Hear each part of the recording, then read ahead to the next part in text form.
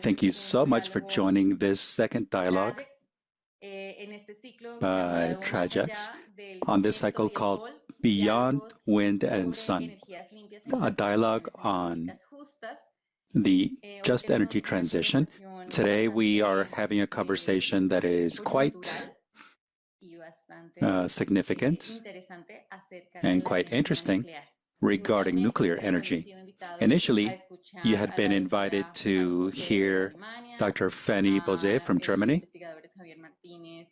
and researchers Javier Martínez and Peter Becker from Colombia and Argentina, and Peter from South Africa. Unfortunately, Fanny Bozé will not be able to join us today for a personal matter, but in her stead, we will have Alexander Wimmers, who is a researcher from the Technical University of Berlin and has worked with Dr. Bozé in researching nuclear energy. So we thank him for his time in joining in this dialogue, and we hope that this conversation amongst our three panelists is very fruitful.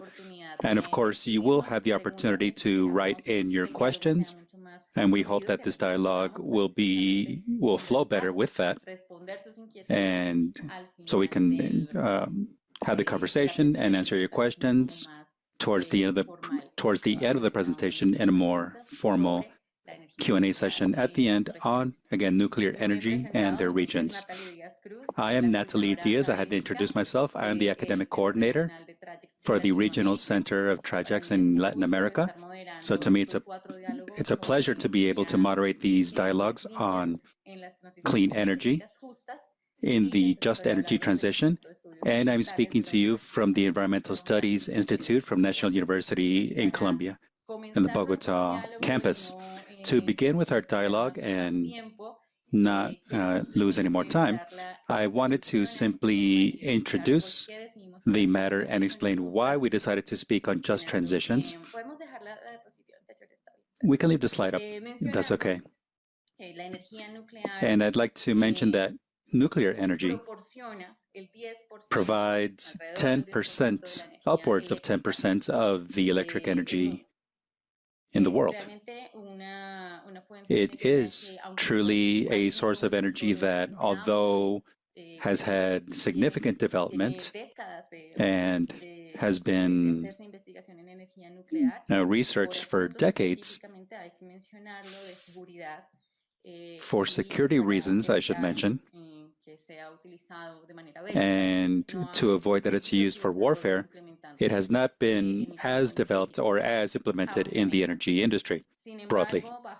However, given the current juncture, as far as the socio-political setting, the conversation has come up again about using this energy, which is not renewable, because currently these energy resources do run out. It is considered to be clean energy because it does not emit any substances that may cause or increase climate change. It has no CO2 emissions or any other chemical components that may expedite climate change. That's why they are included in these conversations on clean energy for a just energy transition.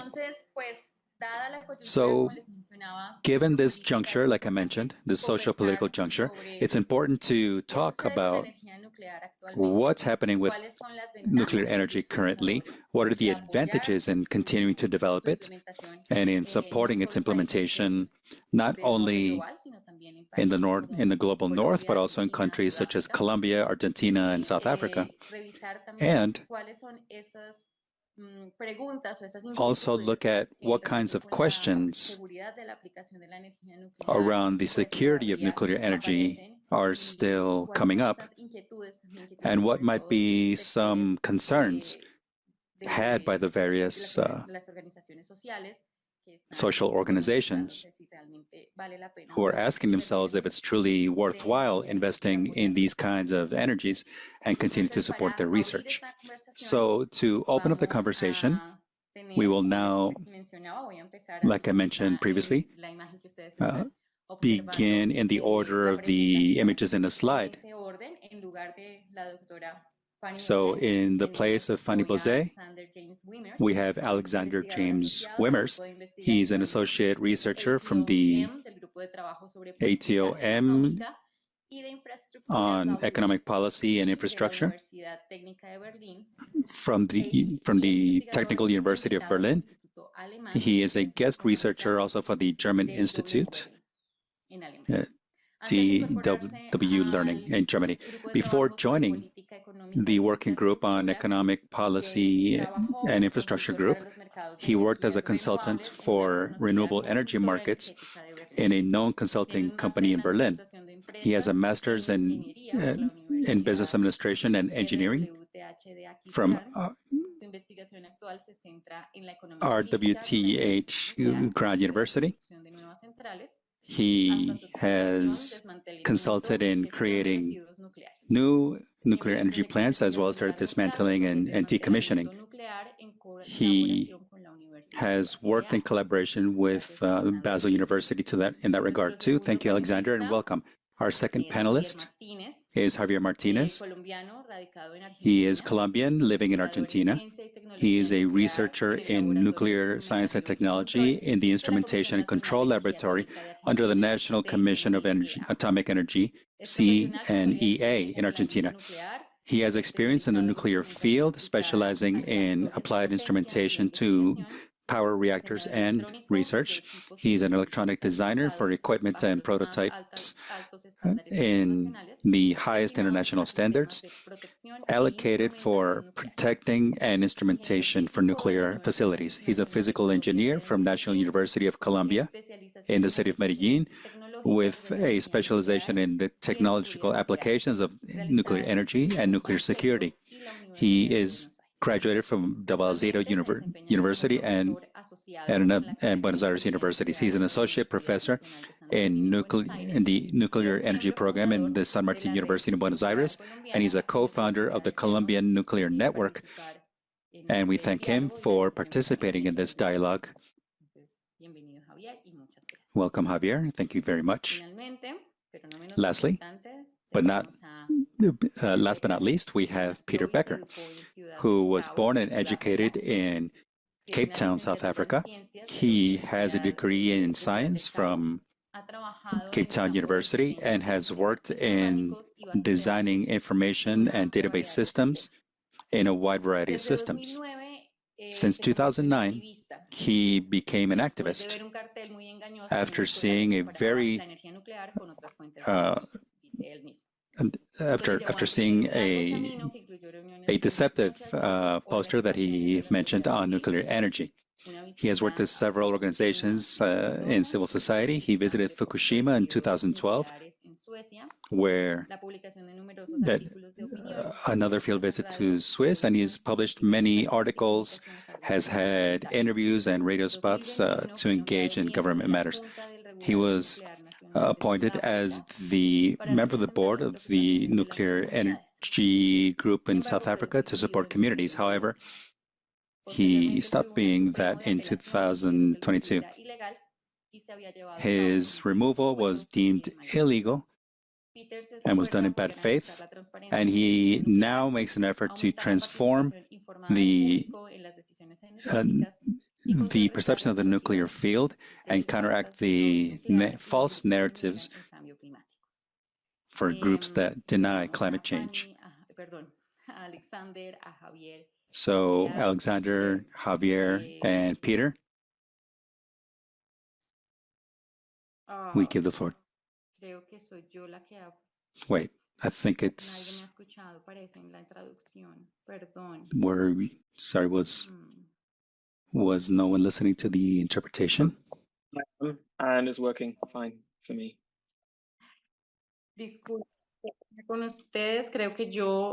Okay, I apologize. I think it was me.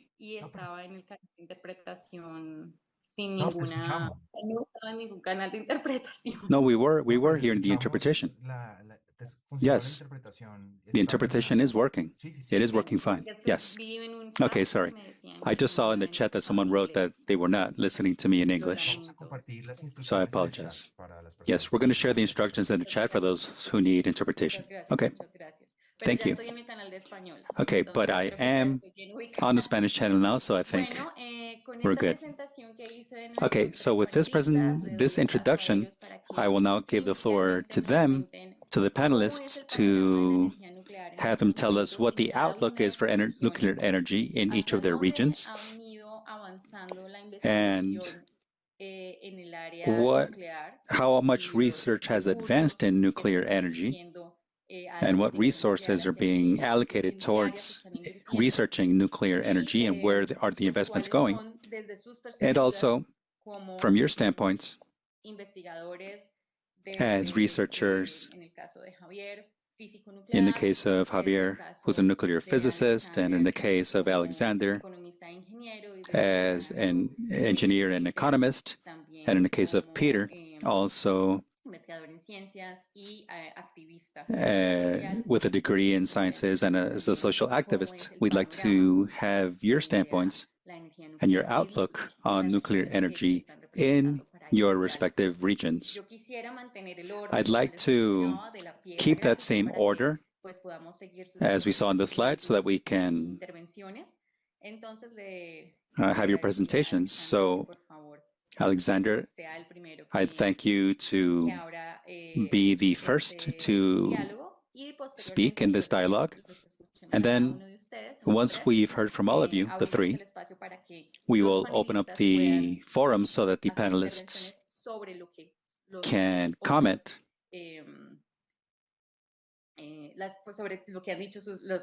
on what they've all discussed in their presentations. So thank you very much. I'll leave you now with Alexander and then Javier. Sorry, Peter and then Javier. Sorry. Thank you. Okay, thank you, Natalie. I hope everybody can hear me all right. Yeah, thank you for the introduction, and on behalf of Fanny Bose, I do apologize for me being here and not her, and in advance, I hope that I'll be able to give her presentation the way she intended to do so. Yeah, I think I have 15 minutes or so. I'll try to stay in the time, but due to the very short notice, I was not able to rehearse. So please bear with me if I have to read some of the slides, but I'll be open for questions and so on. And we've done most of this research together, so I think I should be fine. All right, I'm sharing my screen now. I hope you can see it. If not, please let me know.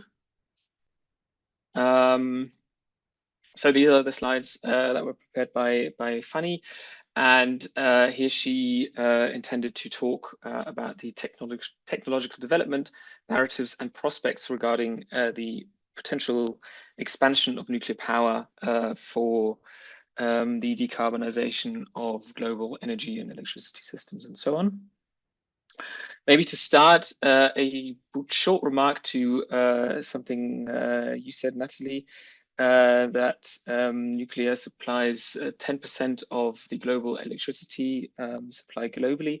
That's not true anymore. For the last 3 years, it's been below 10% and has been decreasing since, especially with increasing electrification and the rise of renewables. So the share of total electricity from nuclear is going down, despite incremental increases in the absolute supply. So there's a difference here. And we expect it to go to be even lower this for 2024, for example.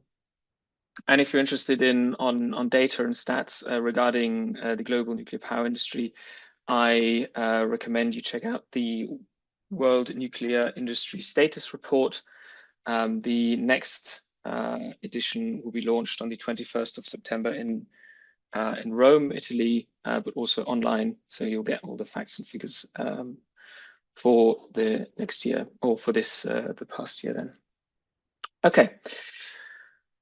So to start, perhaps with a brief overview of what nuclear power actually means. And at our institute, we always consider nuclear as a so-called system good, which means that it's a complex or the provision of energy and electricity from nuclear power always involves an array of complex and interrelated process steps before and after the electricity generation. So coming from the upstream processes related to the fuel fabrication from the mining, enrichment, and fuel production, to obviously the construction and invest for new nuclear power plants, which might be something that we'll be talking about later today.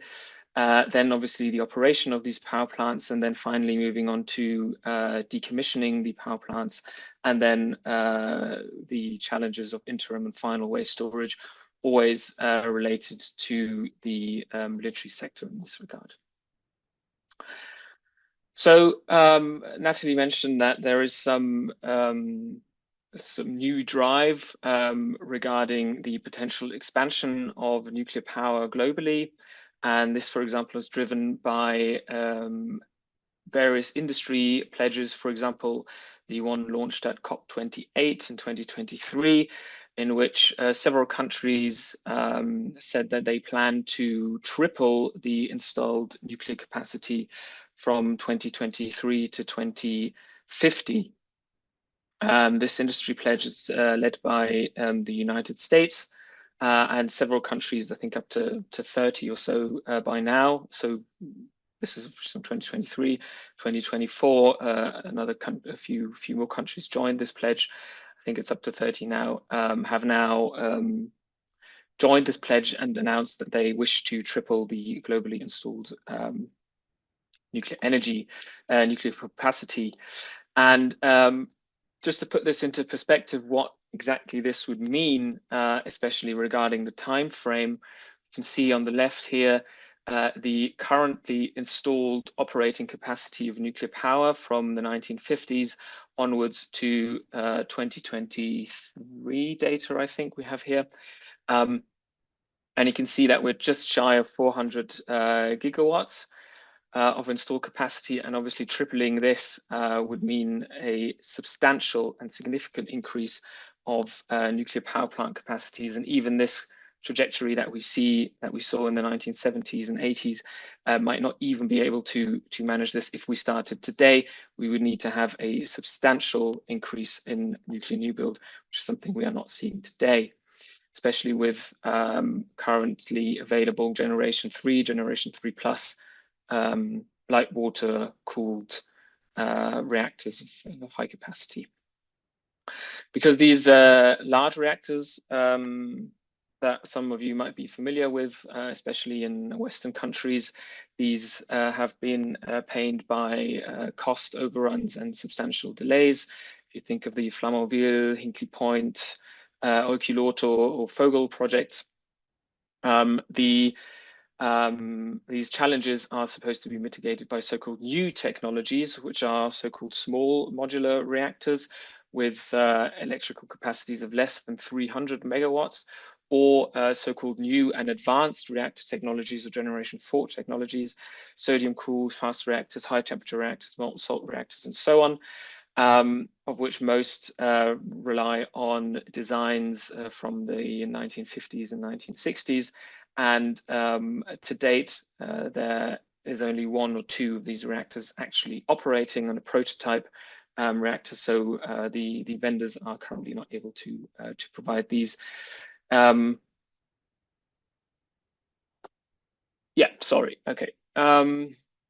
Now, if we look into the past, we can see that there have been several projections and narratives that are reoccurring.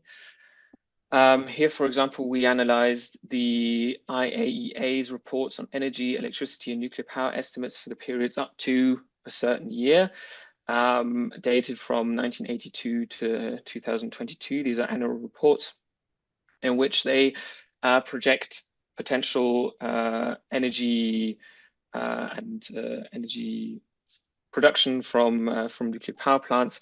And then here you can see the projected installed capacity plotted against the actual development. And as you can see here, we have substantial increases that keep being projected, but these were never reached, and most of them are quite far off. These narratives have been subject to many projections and scenarios amongst many different organizations globally. So, for example, we have national energy projections in the 1970s, especially for example in the US. Projections from the IEA, as you just saw, energy scenarios from the International Energy Agency, especially in the World Energy Outlook.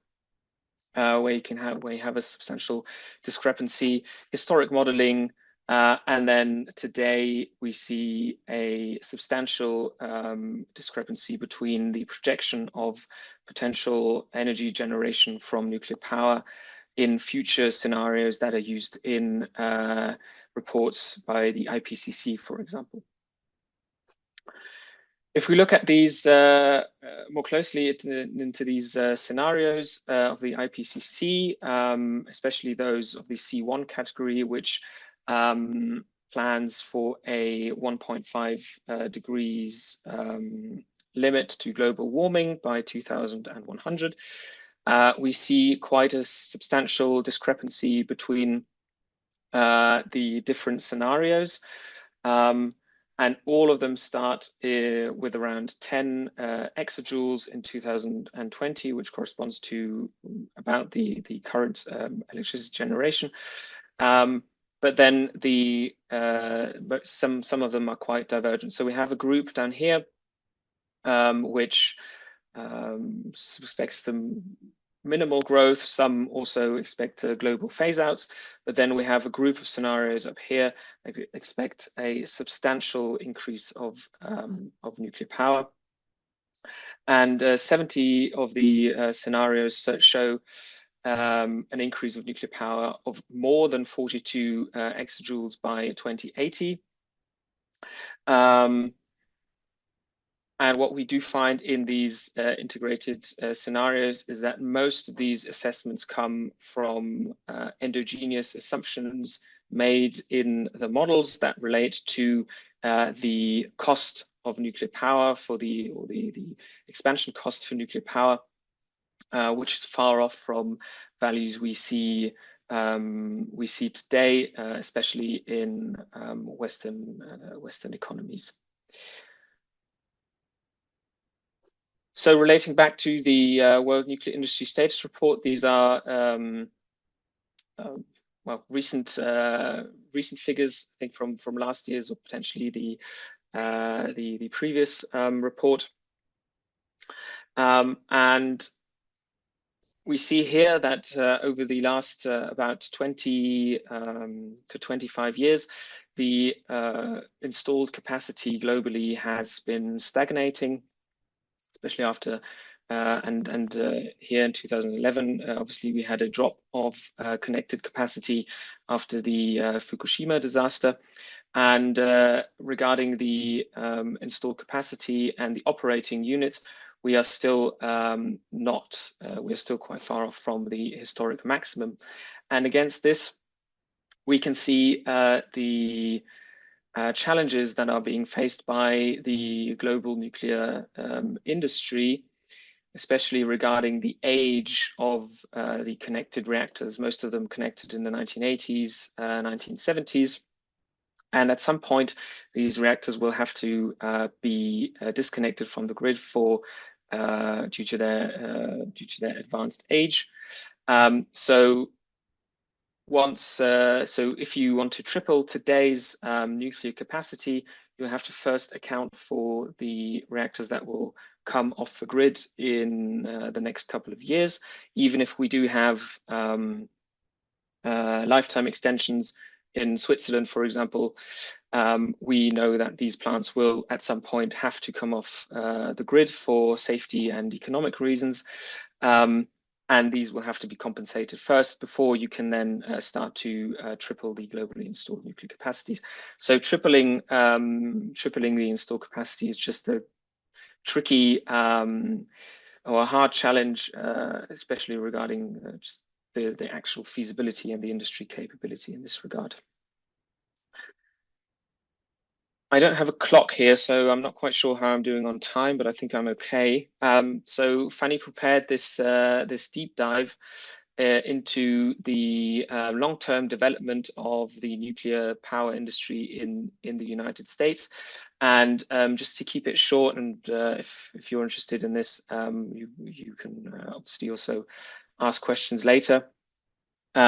We see that the ordering of nuclear power plants in the United States ended, or the substantial new orders ended in the 1970s. So quite a few years before the first catastrophes in 3 Mile Island, and then obviously in Chernobyl. So the decline and the end of the expansion of nuclear power plants is not solely related to the accidents that happened, but it's first and foremost an economic challenge, and something that arose several years before these accidents that are always used as a blame for the decline of nuclear energy. But if you look at the data, you can see that this was actually beforehand. Obviously, the installed capacity, then the stagnation of this corresponds to or correlates with the date of the accidents, but this is due to the long lead times of these nuclear power plant projects. So you order the plant, then you need to have a site, you need to license it, and then you need to build it, which takes several years. So you order a plant in the 1970s, which is then connected to the grid in the 1980s or even later. Now, regarding the potential feasibility of the expansion of nuclear power plant capacities, we assessed this in an article that we published 1.5 years ago now, in which we assessed the feasibility of the industry regarding the availability and the economic performance of the potentially available technologies. We find that the high capacity light water reactors, those that are used today mainly, are a so-called lumpy technology, so high units, slow to deploy, and rather costly. And we find that there is a limited number of available vendors today, limited to the Russian state that exports reactors, the Chinese state that builds at home, and then the French, US American, and South Korean industries with individual projects. We also have prospects of sodium-cooled fast reactors, of which the history shows more cancellations than actual deployments, and a challenge regarding the competitiveness with light water reactors, which obviously then would have to also compete with other potential electricity generation technologies in competitive energy markets. And then relating to the so-called small modular reactors, we find that first, there is a lack of availability for the large-scale deployment, because there is, as of now, no dominant design and no facility for the envisioned mass production of these sites. And most of these projects are not even licensed anywhere. So we're still quite far off from actually seeing these plants, individual plants or individual reactors being deployed. And then these reactors would have to overcome their economies of scale disadvantages, because they are per capacity more expensive than their light water or high capacity equivalents. And this would have to first be proven, and then we might at some point see some kind of increased deployment if costs go down, but this would require the substantial production of many hundreds to thousands of reactors through economies of multiples and learning, and we're not quite sure if this is actually feasible, especially with many different designs out there and different regulations in different countries, and so on. Furthermore, for these small modular reactors, research at our chair has shown that in projections and assumptions, these reactors are often depicted as being too cheap because nth of a kind costs are deployed in energy scenarios and models. So here construction costs are assumed to be much cheaper than the actual first of a kind cost with a unproven economies of multiples. So to conclude, we see that historically most predictions did not materialize, and there is a recurring pattern among time and organizations, and so we should be critical of today's projections as well, especially looking at the past. Most of these scenarios assume very optimistic cost developments, and this obviously stands in contrast to current developments. We see that the decline of the reactor deployment in the United States was based mostly on economics and is not related to any accidents as often portrayed. The decline happened a lot earlier, and the current attempt to halt the decline are hopes of imaginary and non-existent technologies as of today, and most of these technologies will require a substantial lead time to be projected. So if these projects become available at some point, we might see individual plants coming online in the 2030s or 40s, which is probably too late for widespread decarbonization, especially due to the lack of capable industry. And so what we found in our research is that the large-scale deployment seems unlikely, and many assumptions on scenarios for high nuclear growth should be questioned and challenged. And with this, I hope I was in my allotted time, and I'm looking forward to the ongoing conversation. Thank you.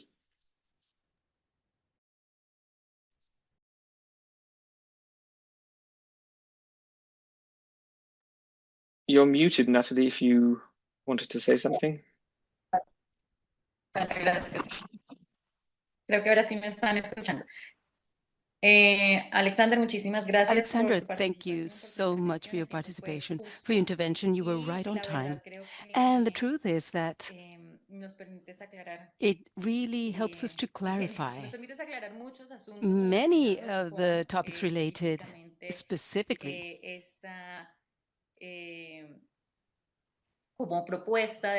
to the proposal of some states to expand and implement nuclear energy, but also the needs, the real needs that exist to be able to do that expansion. And I think we still have some questions that I would like to ask you, because furthermore, I know that the research team with which you work with, closing these nuclear plants, this is a fundamental aspect that has to be considered.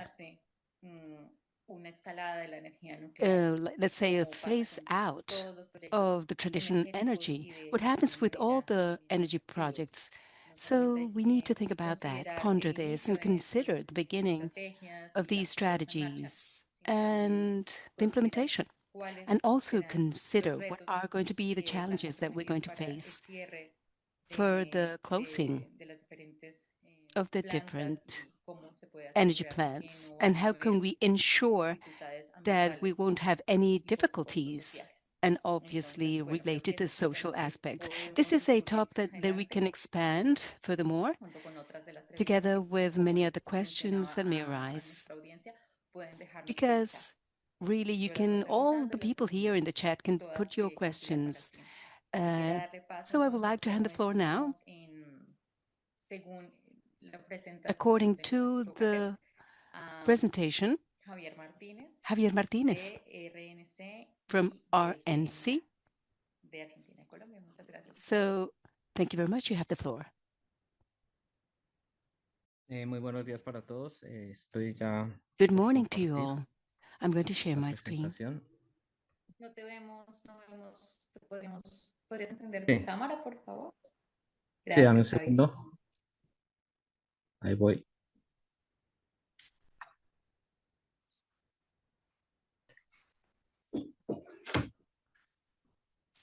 ¿Me ven y me escuchan bien? Sí, te vemos y te escuchamos. Muchas gracias. Yes, we can see you and we can hear Buenos you días para todos. perfectly. Good morning Ya to you pues all. mencionó As already Nataly, mentioned by yo Nataly, pertenezco a la red nuclear I colombiana. belong to Yo the trabajo aquí Colombian network and I Argentina work ya hace in un Argentina poco más de since more 10 than, años. let's say, 10 years. Y bueno, la idea de And esta the idea of this a presentation ver que no me... Ahí está.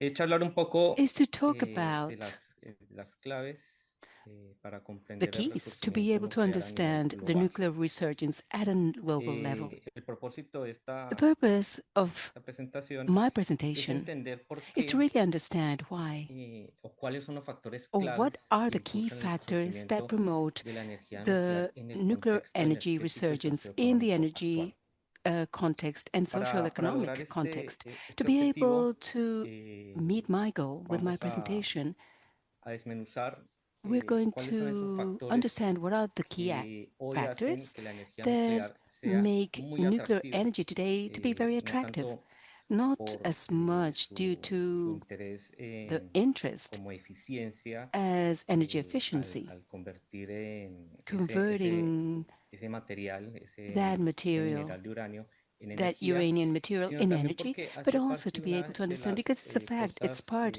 que hoy nos of apremia the things that como sociedad really, mundial, as a como pobladores de world este planeta, society, y es el as compromiso collaborators de in this planet, disminuir is las the emisiones commitment to que reduce the afectan emissions o that que son affect, responsables de lo que that está are viviendo el responsible planeta el día of de what the hoy, el planet cambio is living climático. today in climate change.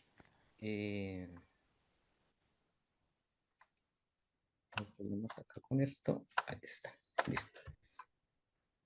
Digamos que una de las cosas más One relevantes of the most important things que nos ofrece la energía nuclear that nuclear es que energy con can muy offer us poco is that with just a combustible few of, de just a little uranio bit of uranium se puede fuel, producir we can energía, y produce si comparamos energy. And if we compare, una pequeña let's say, elemento combustible, un pellet, a pellet, a de small apenas pellet un of centímetro de 1 alto, un centímetro centimeter de diámetro o una pulgada, in diameter, equivale a it's quemar o a equal utilizar 120 to galones use de petróleo o 120 17.000 pies gallons of cúbicos oil, de gas natural. Entonces aquí of ya natural hay una gas too. So diferencia here we can sustancial see a very important acerca difference de esa eficiencia regarding que the logra la energía efficiency nuclear that para nuclear energy producir can energía. obtain to be able to produce energy.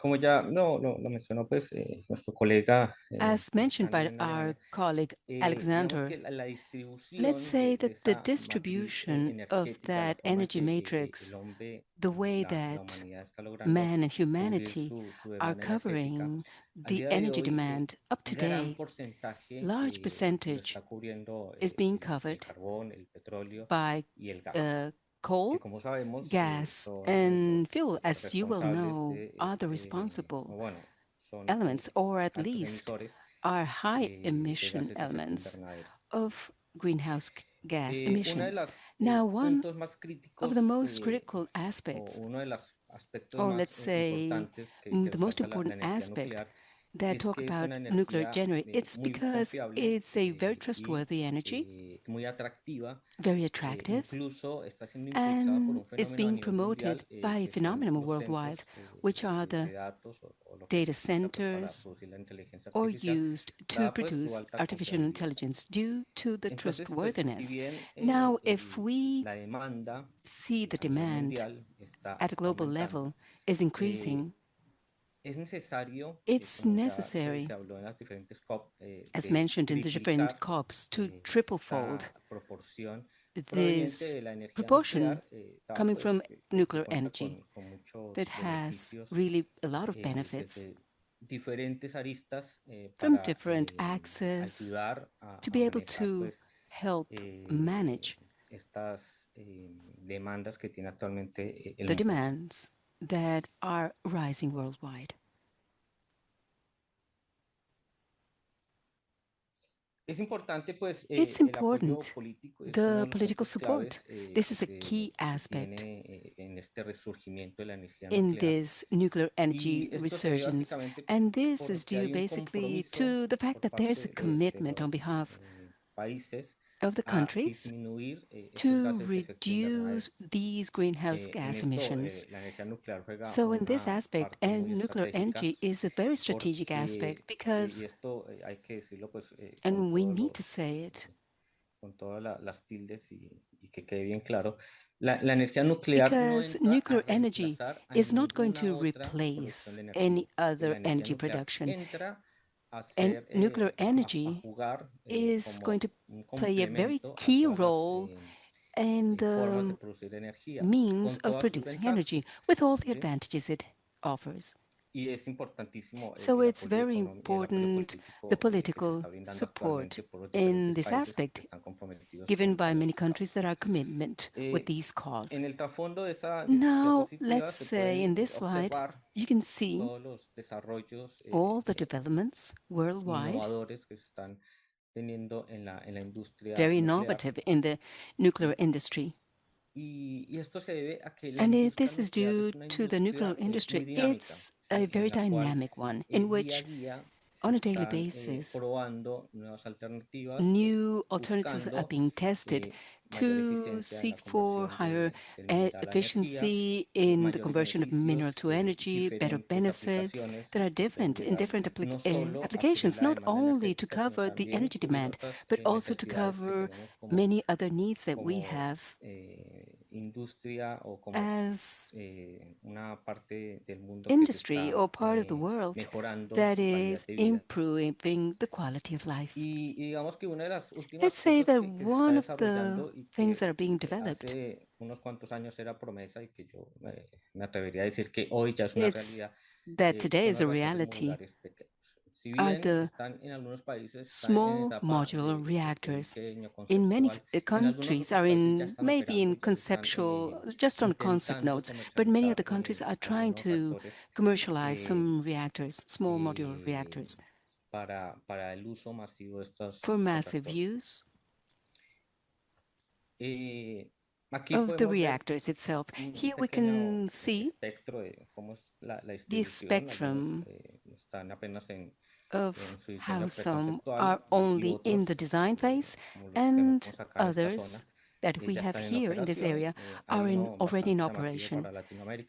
Something very interesting for Latin America's CADM.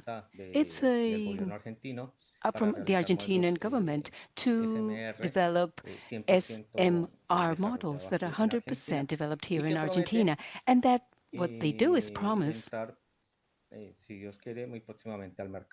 to enter to the market with all the challenges it implies, the development of this technology. A couple of years ago, we had 68 prototypes coming from different technologies. And the recent report identifies 127 different SMR designs. In this graph, we can see the different stages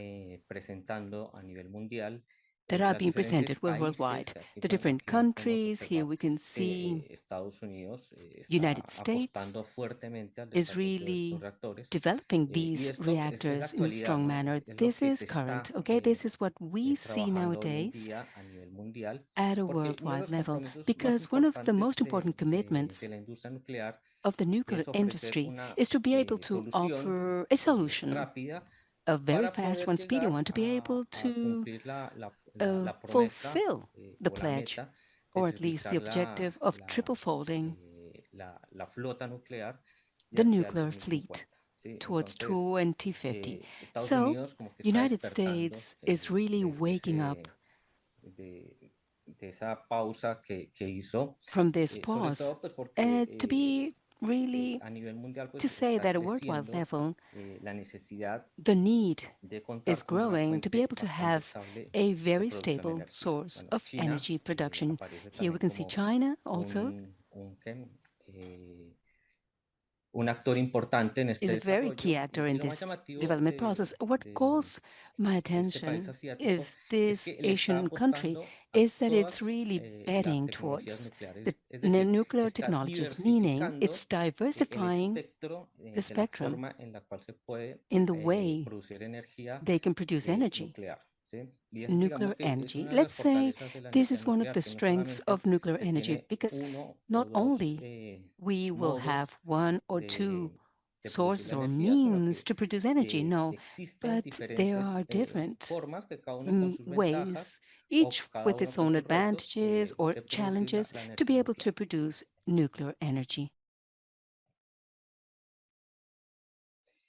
Un aspecto muy importante A very es important la inversión aspect pública y privada que está is the teniendo private and public investment esta that industria. this industry Digamos is que having. en este We can momento, see that right now, en este mismo instante, se está publicando al menos it's being published at un least artículo one relativo a una article investigación related desarrollada en energía to a nuclear. ¿Qué quiere research decir eso? developed in energy. Que Let's, como se puede ver en esa gráfica, as a you can partir del see in this 2000 hasta el graph, since 2025, 2000 que and llevamos 2025, hasta el día de hoy, up to la date, cantidad de the patentes, amount de artículos, of de articles todo tipo or all types de investigaciones científicas of scientific está investigation dando un aviso de que esta is giving a tecnología está warning that this ampliamente technology is siendo really investigada being para researched mejorar to su be able to performance improve y its para performance and ofrecer to be able to soluciones offer a corto solutions, plazo que nos long-term ayuden solutions that can a help us triplicar to triple-fold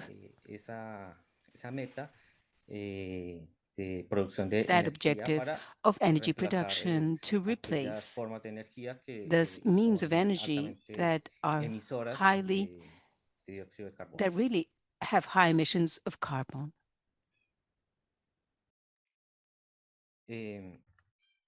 Existe un ecosistema There is an bastante amplio ecosystem de that is tanto de very empresas públicas como privadas ample que están with apostando private and fuertemente public al desarrollo companies that de are estas aiming towards the estas development tecnologías of nucleares. these new nuclear Aquí technologies. tenemos apenas Here un we breve can see pantallazo de just aquellas a empresas few of que those lo están haciendo. companies that are doing that process.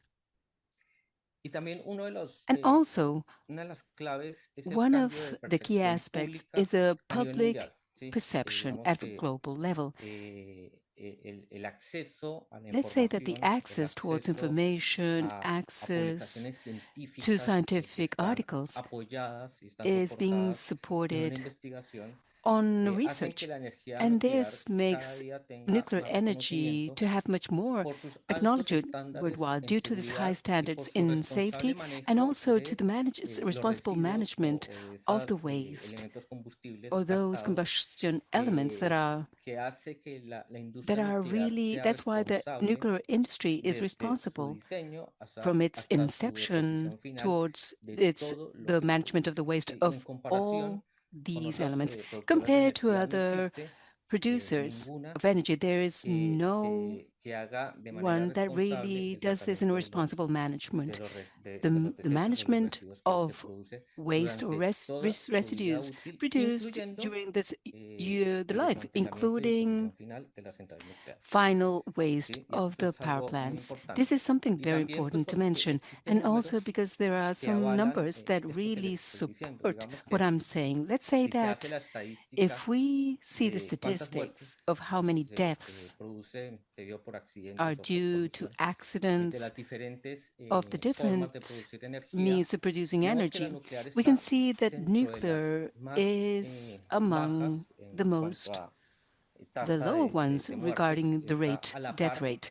con la It's solar. aligned ¿Sí? with the Y solar esto system. Now this, hay que the solar aclararlo, energy, we esta need to clarify estadística this. This incluye statistic todas las includes muertes que all of pudieron the haber sido deaths that ocurridas can be en el due accidente de Chernobyl y to Fukushima. accidents in ¿Sí? Entonces Chernobyl and fíjense Fukushima. que So la industria nuclear, the teniendo en cuenta nuclear energy, esos considering accidentes o esos these accidents, eventos, es una fatal accidents, forma de it's producir energía bastante segura y bastante a confiable. very ¿Sí? secure Y también energy pues se production hace la industry. cuenta de la And emisión also, if we de gases de consider efecto the emissions invernadero of y la greenhouse nuclear gases, es the nuclear energy, comparándola con la solar, es la que compared with the menos solar, emite. is the one that ¿Sí? least emits esto es un factor a those tener en cuenta a la gases. hora So de we need to consider elegir this when choosing o or, inclinar la balanza para decir si un país yes, deciding if a country se va por el camino de is la going to energía go nuclear. towards nuclear energy path. Adicionalmente, a este rol Likewise, que juega or in addition to this la role energía nuclear, that nuclear está energy plays, ampliamente apoyada por un is espectro supported que no by solamente es an producir spectrum that energía, is not only ¿sí? to Digamos produce que la energy. energía, Let's si say that yo sumo let's todas las say if I aplicaciones add up industriales, all the industrial todo lo que es applications, industria, all the research aplicaciones médicas, in medical aplicaciones en usage la industria or alimentaria, in ofrece food, un in paquete, industry un usage, espectro it offers que a mejora la spectrum calidad that de vida improves the de quality todas of las life personas, ¿sí? of all the Y people. esto está soportado And this is porque es una being industria con supported due to the unos fact it's an altos industry with niveles de high seguridad, muy security de la levels, mano o muy comparables con lo que sería la comparable industria aeronáutica, to que son the dos industrias airway que industry, ofrecen which are mucha these seguridad industries that para las offer a personas lot of safety for que the la usan. people who use it.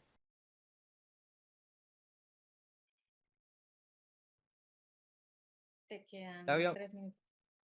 ya habíamos 3 hablado minutes to del go. We've crecimiento already global, mentioned the global ¿sí? growth. Y digamos que el And reto let's say that the challenge de la energía nuclear of nuclear es energy empezar a aumentar is to su increase matriz, o sea, the la matrix cantidad de or reactores para the lograr amount cubrir la meta. to be able Y to cover the existe objective. And algo muy and claro there que es el is something very envejecimiento, clear, ¿sí? which is Pero lo que se ha logrado aging. But demostrar what es we que have este been able to envejecimiento show is en that algunas this centrales aging nucleares process es mucho in más the rentable nuclear plants is much extender la vida more de las centrales nucleares que están profitable to en su finalizando su extend ciclo productivo, the life y de esa cycle. manera un And reactor that que lleva way, operando 40 años se le puede so dar a otros reactor 20 is años operating for 40 para years que siga produciendo to be la able to energía. produce much more energy. Entonces les había comentado que la So industria nuclear I've tiene already mentioned the un amplio nuclear espectro industry energético, un amplio has espectro de la forma en que se puede very generar ample energía. Estamos hablando de spectrum of reactores de to be able generación to 3 más, generate. y ya se está We're, hablando we're de talking about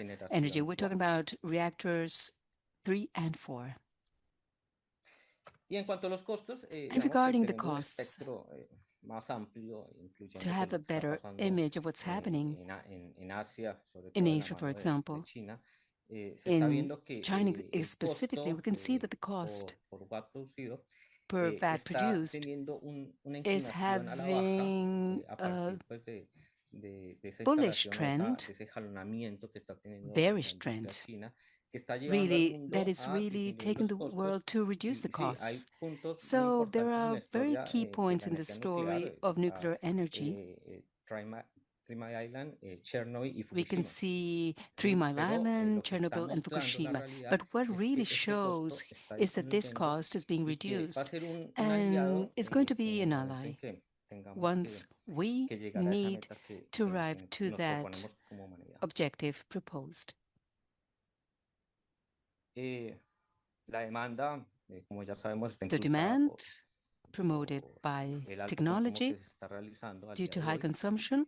Hay un concepto There que is a key ayuda concept that a really fortalecer, a helps to robustecer strengthen el uso de la energía the nuclear, que es el use concepto of de nuclear defensa en profundidad. Es energy, un which is the concepto que más deep que un concepto es una defense. filosofía It's de more than vida y que se a aplica concept, it's a philosophy of a life esta applied industria. to this industry. También la energía nuclear es una And fuerte also nuclear estrategia como energy independencia is a very interesting y soberanía strategy nuclear as nuclear soberanía energética para sovereignty cualquier país, y por for eso any también es country. atractiva, ¿sí? Entonces, And a that's why it's futuro, also attractive. In the lo future, ideal es que the logremos ideal llegar a este is escenario, to be ¿sí? able to arrive to this scenario. Y lo último, And para rematar finally, esta charla, es que algo muy importante de la energía something very nuclear es el ciclo del important, elemento combustible. ¿Sí? this the cycle. El ciclo me permite This cycle, fuel cycle, reutilizar can por el help me to reprocesamiento reuse through todos los reprocessing desechos all the waste que se desprenden coming de la from actividad, ¿no? the Y pues activity. está siendo So altamente implementado it's que todo being highly esta, implemented, and digamos, reprocesamiento this aumenta la eficiencia del manejo reprocessing o la gestión increases del the recurso. efficiency and the management of all the waste Bueno, materials. y un dato no menor And es el amplio ecosistema talking about the que promueve o ecosystem regula that las promotes or aplicaciones de la energía regulates nuclear. Entonces the tenemos applications of diferentes nuclear sectores energy. We que have different sectors desde sus aristas o from diferentes aristas their own, promocionan, that they apoyan do, they promote, support, y regulan el and uso de la regulate energía the nuclear. usage ¿Sí? of nuclear Algo muy energy. importante y muy Something llamativo very es que important to absolutamente mention todas las is that centrales nucleares del mundo tienen absolutely una all comunicación the permanente nuclear plants have mediante estas constant organizaciones y conversation, cualquier cosa communications, que llegue a and pasar anything that en may cualquier central arise nuclear in del any mundo, power plant in the inmediatamente world, todos los operadores immediately de esta all the amplia red operators of lo this perciben, lo network interiorizan y will lo receive that prevén si es information necesario o lo implementan. and do all the aspects necessary to control any Bueno, problems. paso rápidamente por esto que son algunos datos, pero creo que ya estoy pasado de tiempo. I think I don't have much more Algo muy time, importante es but el something very uso de important los to mention reactores is the modulares usage of the small para, modular reactors, para lograr SMRs, to be able to esta meta, ¿no? reach the goal. Bueno, pues las So, okay, conclusiones es que the los conclusions is beneficios de that la the energía nuclear benefits of no nuclear energy solamente nos van a ayudar a are not disminuir only going to help us los to reduce gases de efecto invernadero, the greenhouse gas descarbonizar la matriz emissions, energética, decarbonize sino que energy también matrix, but visto como also una industria global seen as a global modifica industry will y da calidad de vida a give los quality of diferentes life, países que le grand quality of apuestan life to different countries who a esta really tecnología, are ¿no? aiming to have this Entonces, technology. se está demostrando So we con los can últimos see datos with que los costos with the data para that we financiar esos receive, the cost to proyectos finance these son projects fácilmente are really financiables y que are la feasible. retribución de esa And inversión, de gran inversión inicial, that investment, se really, puede the return of that contrarrestar investment o se puede can be recuperar en corto perceived plazo. and ¿Cuánto corto recovered in a plazo? long term. 3 What a is long 5 term? años, ¿sí? We are talking about 3 to Y 5 que las years. ventajas de And esta the tecnología advantages of this son technology de un gran interés is of high interest para un país for a que country está en vías de desarrollo, como lo puede which ser cualquier país is de Latinoamérica. on the path Bueno, muchísimas gracias por la to atención developing their economy. So prestada thank you very y much for your bueno, attention. ya And tendremos momento para we will have discutir o para time to intercambiar open ideas. for a debate or answer any questions Javier, that you may muchísimas have. Thank you very gracias. much. Sí, la verdad, yo Yes, in me fact, estoy Javier, entusiasmando bastante por it's very interesting la manera en la que se your está presentation, the complejizando way the este diálogo. situation Vemos, o vimos más bien, is gracias a la rising. intervención We can see del that investigador Javier Martínez, cómo, a diferencia de lo how que nos different mostró Alexander en from Alemania, Alexander's pues en presentation, América, let's say in bueno, en America, Norteamérica y in en la North parte más America, sur del in the continente, southern se part of the está continent also, trabajando por seguir desarrollando la industria nuclear y se the nuclear propone industry is being que developed and como proposed, and the unos proposal is pilares de to este desarrollo, define some pillars in this o no se development, propone, sino or que se it's plantea not a como pilares de proposal este really, desarrollo, el hecho to de que la develop energía nuclear the es una the energía fact that realmente nuclear limpia, energy is que clean puede energy. pues descarbonizar la It matriz can energética, decarbonize puede the apoyar power grid procesos that can de support soberanía energética processes para sus of países. En ese energy in sentido, their countries. In that sense, tenemos que dialogar we un poco need más we adelante need sobre to eso, open a pero debate parecería que to entonces really es una understand. muy But it buena seems a solución, muy buena very, very estrategia good también solution, good para strategy las comunidades. En for the Colombia actualmente communities in estamos Colombia. desarrollando Currently, we are developing comunidades energéticas, que también es una energy estrategia que communities. pues It's a se implementó strategy en that was Alemania, implemented in desde lo Germany. que se ha implementado en Alemania con anterioridad. Y habría que ver, por ejemplo, And we entonces, need si to hablamos de see, soberanía if we talk energética about ligado a lo energy nuclear, si sovereignty, las comunidades, if the cómo communities, participarían las how comunidades can energéticas en este tipo de the desarrollo de energía. energy communities can participate in this Según development? That would be interesting to comprendo, por know. What todo I el manejo understand técnico que requiere, on pues the no technical habría management it realmente requires, una there would participación muy amplia de be la comunidad, pero esto there tendríamos que revisarlo un poco would there más wouldn't be detalladamente, a pero pues vamos large a esperar participation of the community, but we adelante. need to see that Por furthermore. supuesto, también And me genera obviously, a mí, yo um, estoy más, I digamos que como parte I de am la part audiencia, of the podría public here decirlo acá, today que to desconoce say el it tema, porque no soy experta en because energía I am not nuclear. an Me expert in pregunto, nuclear energy. I escuchando cada una de las ask intervenciones, myself, cómo let's o por qué, say, why, si, o sea, cuál if, sería entonces, si or por what would ejemplo be, países como Alemania han like countries like Germany desestimado tal vez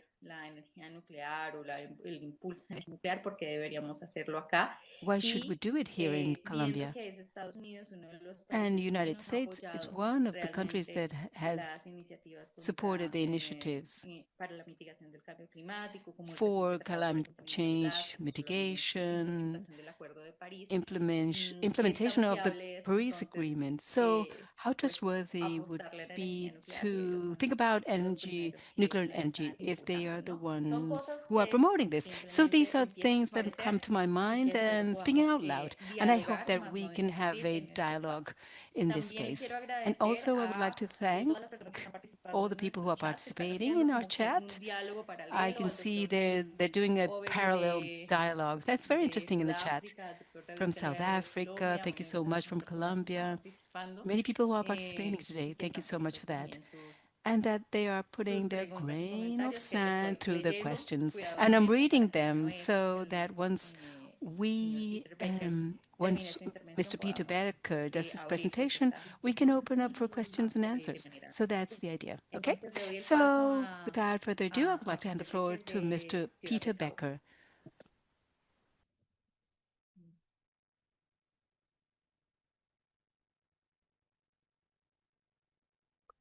Buenos dias, ¿cómo está? Hola, that is all the Spanish I know, I'm afraid, but hello everyone, and thank you for welcoming me here. Can someone just confirm my presentation is up and my voice is clear? I can hear you well and can see the presentation. Thank you.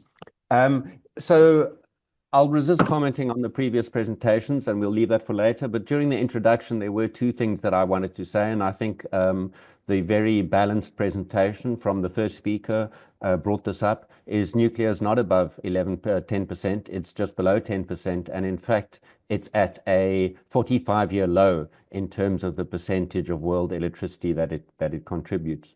And one other thing I wanted to mention from the introduction is that nuclear was labeled a zero carbon, no emissions technology. And of course, that's false. And I think it's quite easy to Google the research and the reasons that if you look at the full life cycle, it is far from zero emissions.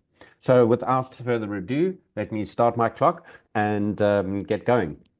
So let me begin by saying what I will not be talking about. I'm not going to talk about is nuclear good or is it bad? I think that's a meaningless question. And I'm also not going to talk about what Europe needs to do to get itself out of the situation it's in. And that's obviously a huge subject and I don't have expertise on it, so I can't talk about it. But obviously Europe's fossil fuel dependence is funding the Ukraine war. And, you know, only advice would be maybe don't get yourself into that situation. And while I was writing that earlier today, I just thought, you know, that's actually a point. A good warning from the situation that Europe has got itself into is don't allow yourself as a country to become dependent on technology or fuel from a single other country, because things can go bad in the future. Okay, so what will I be talking about is this question. What is the most rational energy mix for South Africa and Africa? My focus has mainly been Africa, but about South Africa, but recently I've traveled to Kenya and become a little bit more involved in Africa as well.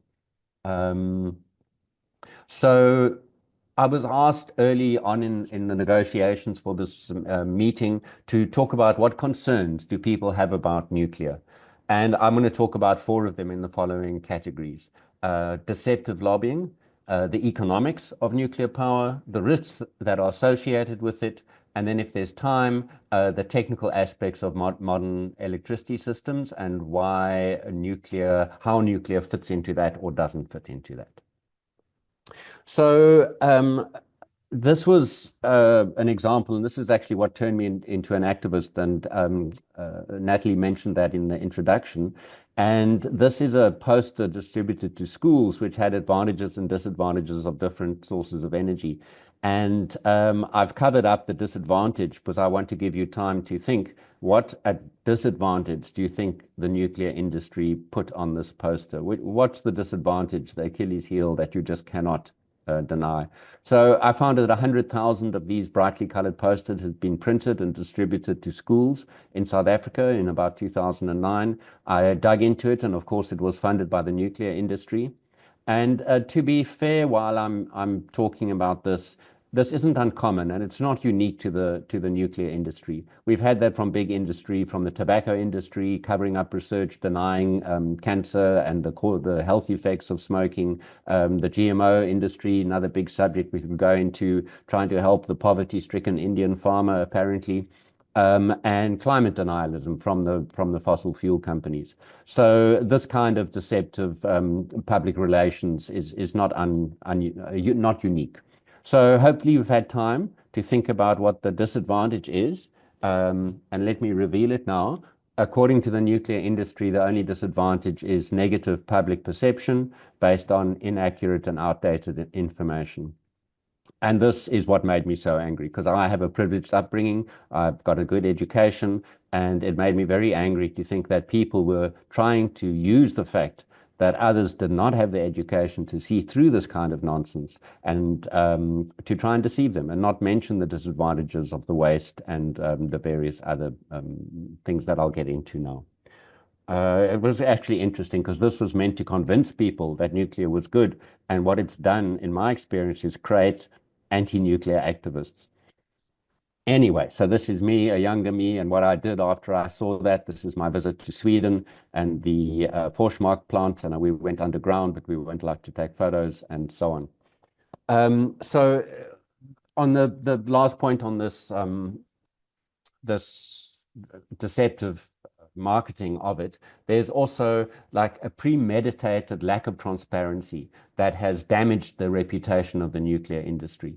And this is a cabinet minutes from South Africa, and it really shows a generic approach from the nuclear industry. And it says here that costs should not be communicated to the public before the plant has been paid for and the procurement's been done.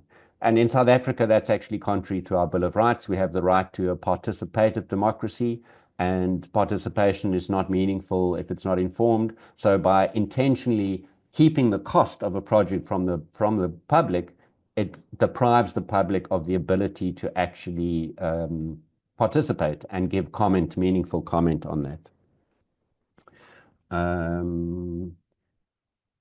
Right. There's another example of lack of transparency. This is a request made about the damage to the containment buildings at the Koeberg plant, which is a 40-year-old plant about 26 kilometers north of Cape Town, where I live. And this is what we got. About half of it was blacked out. And this, again, was very demonstrative of the attitude of the nuclear industry, that the public have no right to know the costs or what's going on in terms of the safety procedures within a nuclear plant and the failures of that.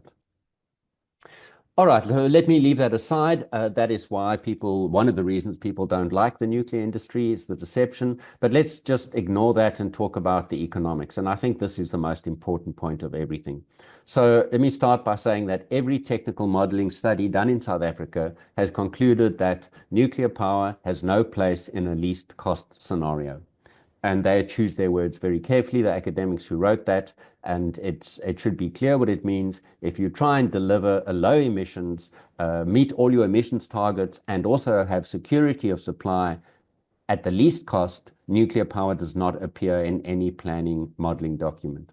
The only time nuclear power has been included in South Africa and in other countries is where there's a policy adjustment. That's what they call it, where they take the output of the modeling and they force in nuclear and say, no, it's our policy to actually have nuclear power. So never mind that it costs more, we're going to actually put it in. And this has been confirmed by many studies, and I don't have time to go into them all, but I thought I would list them here. The Integrated Resource Plan, that's a government modeling. The Energy Systems Research Group, which is actually a TRAJECTS partner, I noticed on the TRAJECTS page. They've concluded this as above. Meridian Economics is a local economic studies, multiple studies showing that nuclear is the most expensive. It'll result in an increase in the cost of electricity to consumers, and that other methods will provide security of supply without any need of that. Our CSIR, and perhaps one of the best known international bodies, is the LATAM annual report, which is a levelized cost of electricity, which takes into account everything. And just to point out very briefly here, looking at these, does my mouse show? This is nuclear down here, and you'll see it's about the second or third most expensive on the upper end. And what is more expensive over here is gas peaking. And that's because gas peaking is meant to run 5% maybe of the time. So if you were to run it 24 hours, 7 days a week, it would be more expensive than nuclear, but of course no one does that. And the other energy source that's similar at the top end to nuclear is very small scale domestic solar, because you don't have economies of scale. But any other utility-based large scale system is significantly cheaper than the nuclear option. So economically, there's no reason to go for nuclear apart from the profits and the money that will flow to various bodies and people. So never mind the actual cost of it, let's look at overruns. So there's this law that says long-term projects will always take longer and cost more than quoted, and the Ein law of mega projects is the famous paper, and put the name of the author there, Bent Fleifberg. I'm sorry if I'm mispronouncing it. And according to that research, these cost underestimations are often deliberate, and they have a name. It's called strategic misrepresentation. And another word for it is lying. You would say that you misrepresent the costs, and we saw that in the government document that I showed earlier. That was actually government policy in South Africa. And the intention from the industry is to lock in uninformed or gullible customers. In other words, strategically misrepresent the cost, tell them it's cheap, and one can do that by all sorts of things. We'll get to some of that soon. One of them is to quote China. And the intention of this is to lock in uninformed customers, which is generally governments, and then they can find the cost actually are not what they were promised. So, but nuclear is only one kind of mega project, and obviously we can compare that to the average mega project, and it performs worse. So according to that research, 97% of nuclear projects exceed budgets. The average cost overrun is 66%, and the typical delay is 5 to 10 years. And China is a terrible example, which I'll get into just now. If we want an autocratic society that jails people who criticize it, then let's hold up China as an example, but otherwise perhaps it's not a good idea. In the West, if we look at some of the projects, the Clinton project in the USA was 1,000% over budget and 7 years late. Olkiluoto in Finland, 250% over budget and 14 years late. Flamanville 3 in France, 200% over budget. So that's 3 times the planned cost and 12 and more years late. The record holders happen to be in South America, actually. So I thought I'd highlight them here. Angra 3 was started in 1983 in Brazil. It hasn't been completed yet, 42 years later. Construction has stopped and started. There's equipment in storage. And just imagine the opportunity costs, what Brazil could have done for its society in terms of health or education or crime with that amount of money. That's now achieved nothing for the country whatsoever. Atacha 2 in Argentina started in 1981, took 35 years. Jaragua in Cuba started in 1983 and in 1992 was cancelled. And that actually shows a unique risk to nuclear plants because they take so long that things can change. So Cuba decided not to go ahead. A similar thing happened in Austria, where they actually built a nuclear plant and then had a referendum that decided the society didn't want to take the risk. So the plant was never switched on. Now that's the kind of thing that just can't happen with a wind turbine or with a solar plant. So it's a unique risk to nuclear.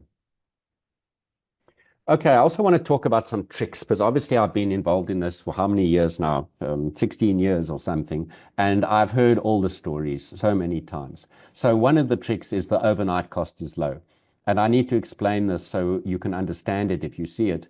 It means if you could order a nuclear plant from Amazon Prime, overnight delivery. So you pay it with your credit card today, and in the morning you wake up, and in the morning there's on your front lawn is a running nuclear plant. You plug it in, it starts producing. That would be called the overnight cost. And this is often slipped into a sentence, but goes unnoticed by non-technical readers. But practically it's meaningless. You might as well say if pigs have wings, well, you know, then we could ride them as a transport mechanism. Nobody can build a plant overnight. It's a totally meaningless metric. It omits the financing cost because obviously you have to borrow huge amounts of money and pay that back. And overnight costs explicitly ignore that and assume you get revenue immediately. And it's particularly important for long lead time projects like nuclear. And so it's a trick, it's a deceptive trick talking about overnight cost, which makes nuclear look cheaper than it is and makes renewable look a lot more expensive than it is. Another trick that I found is surprisingly successful. And by the way, the overnight costs, I've seen very educated people with PhDs get fooled by this without understanding what it actually means. Operating cost is low. That's another deceptive thing that's put out because it excludes the finance cost, and I've been into that. For nuclear, the operating costs exclude or externalize many costs. For example, emergency preparedness. That's something the society or the city or the municipality has to pay the cost for. The government needs a regulatory authority. That has to be set up. It has to be funded. People have to have salaries. And then waste disposal and decommissioning is often not included in that operating cost, which is low. Happy to answer questions. I know I'm going quite quickly through all of this. The other trick is discounting to near zero. And again, I can go into it, or you can look it up. You do the time value of money, and anything that's 100 years in the future is basically calculated as zero. So if you're only going to decommission it in 100 years, you can say that costs zero. In practice, though, the funds are not put aside and not ring-fenced. So in 100 years or 60 years' time, we find there's no money for decommissioning and waste disposal, and that's exactly what's happened at Koeberg and the operator of Koeberg, Eskom, here in this country. Yeah, some other little ones. While I'm on the subject, I made notes here to say nuclear medicine is good, therefore nuclear power is good, is absolute nonsense. You don't need to make a nuclear power plant to have nuclear medicine. Another thing that's often said is poor people need more electricity, so we must make nuclear plants. The problem with poor people not getting electricity is not generation, it's distribution. It's the fact that there aren't good connections to where they live. Yeah, I don't have time to go into it. Zero carbon emissions, I already mentioned that. That's a lie about nuclear power. And then often the radiation is talked about during normal operation. And I'll just let you think about something by saying there are 0 deaths per year from vehicle accidents during normal operation, or from vehicle traffic transport during normal operation. Of course, during normal operation. That's not what we're worried about. Okay, so let me keep going. What are some other issues for South Africa and perhaps South America, I don't know, is grid stability. They have smaller, weaker grids than many Western countries, and these do not support large point source generation. Financing constraints. I've already said financing is a very significant cost, and often countries in Africa already have high existing debt, and finance costs, or the weighted average cost of capital, is therefore very high. Disposal, we don't have any kind of disposal plans or sites that exist, no solution yet in Africa, and the whole issue of intergenerational ethics. How fair is it for us, old people like me, to put this on future generations and say, you must sort it out? And I'll sum it up by saying, build the sewerage plant before you do the housing development. The nuclear industry does it the other way around. So I want to talk about risks, and I will try and wrap up in another minute or two. Humans are very bad at evaluating low probability, high consequence events, and nuclear disasters are unique. There's long-term land exclusion. That doesn't happen with any other kind of accident, that for 300 years, people in Fukushima can't return to their homes. Mass displacement, agricultural contamination, and nuclear power is also uninsurable, which means a law has to be passed in the country capping the liability of a nuclear plant operator. Completely unique. No other industry is as dangerous. Something that makes me very angry is when I hear people talk about number of deaths as a metric of human suffering. Each of these stories is from Japan, my visit there. Each is a highly traumatic story about a man separated from his new baby, children arriving at school, businesses shut down. Death is the end of human suffering, is not a metric of human suffering. Never mind the fact that the deaths only manifest maybe after 20 years sometimes for cancer. So somebody who says there's only so many people have died from Fukushima and Chernobyl is being deceptive. All right, so risks and consequences. Basically, this is not ever studied by the nuclear industry, at least not in this country. They say the chances are so remote, we don't have to think. And I know I'm going a bit over time, so I'm going to skip over this and just say the consequences on a country, especially one that depends on exports of agricultural products or on tourism, will be disastrous because those industries will collapse. So I just want to leave you with a simple question, is just answer this for yourself, please, whether you are for nuclear or against nuclear. Will there ever be another nuclear accident at a power plant? And if the answer is yes, well, where's most likely? If the answer is no, well, I'd like to hear you say that. So this is the thing I said I would have to rush through. Basically, because nuclear power cannot ramp or cannot load follow for economic and technical reasons, it's a choice for a country, renewables, variable, or nuclear power. The one will crowd out the other. And they've also touched on this whole myth of baseload generation. If that comes up, we can find research that's for 10 years has been debunked as an outdated term. So my conclusion is the bottom line, it's too risky, it's too costly, it's too slow, it's not suitable for the grids that we have in Africa, and Africa's best energy future is renewables with storage, with flexible grids, and that will give us clean, affordable, fast, secure energy. Thank you very much.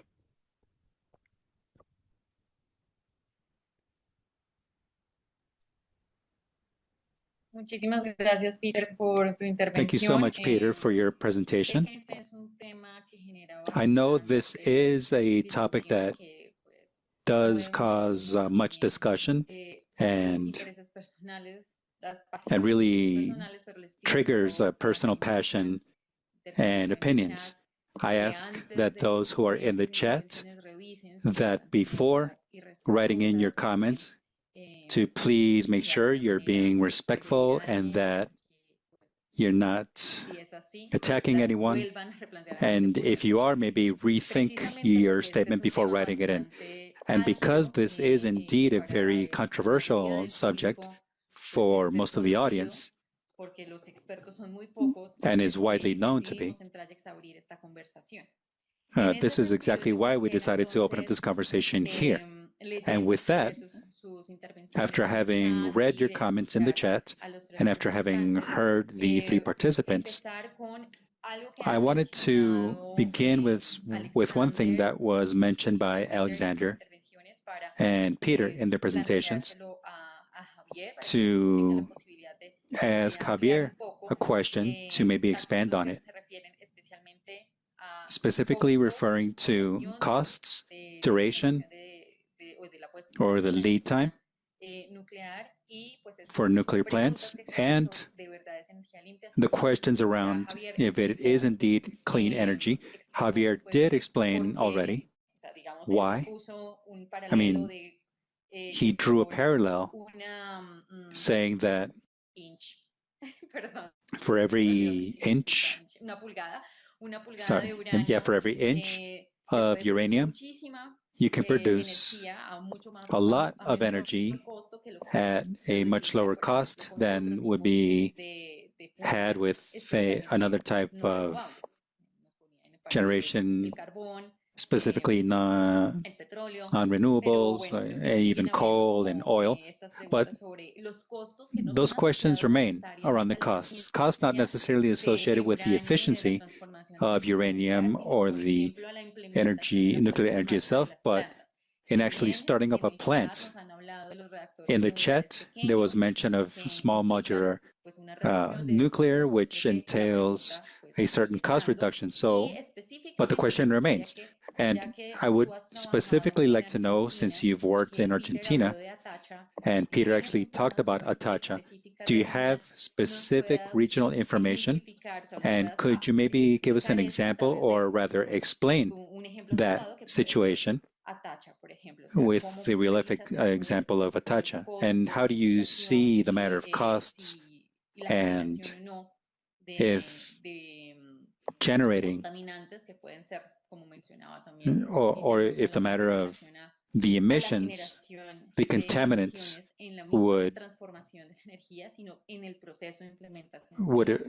affect the use of plants in Argentina as well, just so that we better understand that stance that not only you have, but the RNC has and the CNA has as well. Thank you.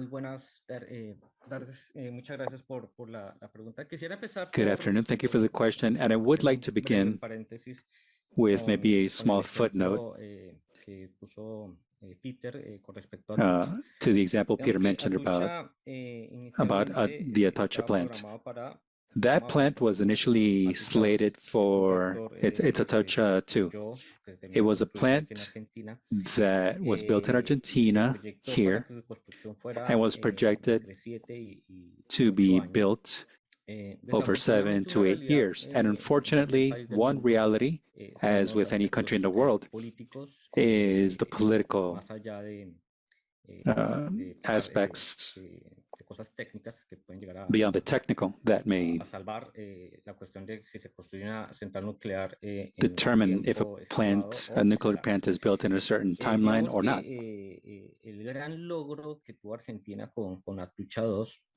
The achievement that Argentina had with Atocha 2 was having enriched the industrial spectrum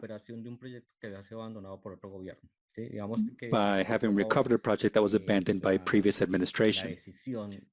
That is, the decision was made to once again build Atocha. It was a project that had begun but had not gotten to 10-15% of its construction, and then was assumed by a new administration that wanted to build a nuclear plant, and over 4 or 5 years, it was finally able to conclude it. So that was a major achievement that Argentina had as an example to the world.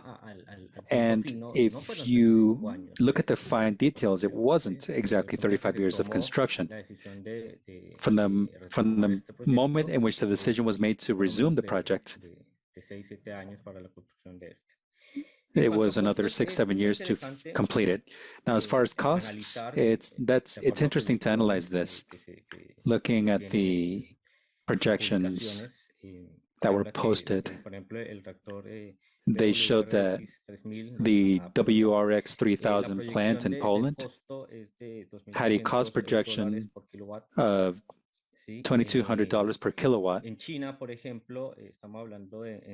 China, for example, $300 to $3,500 per kilowatt. And these are very short construction times. This construction might take 5 to 6 years.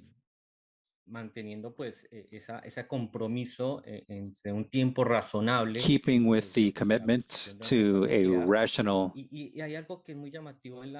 timeline. And what's really attractive in nuclear is that the cost for a nuclear plant, the cost includes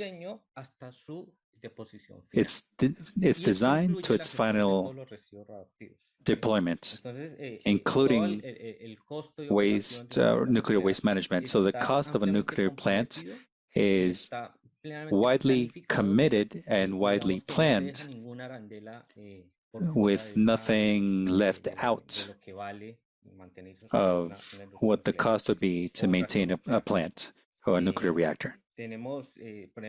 We have, as an example, the reactors bought by the UAE, United Arab Emirates, with a cost of $5,100 per kilowatt. So, going back to the question, the cost of maintaining or building a nuclear plant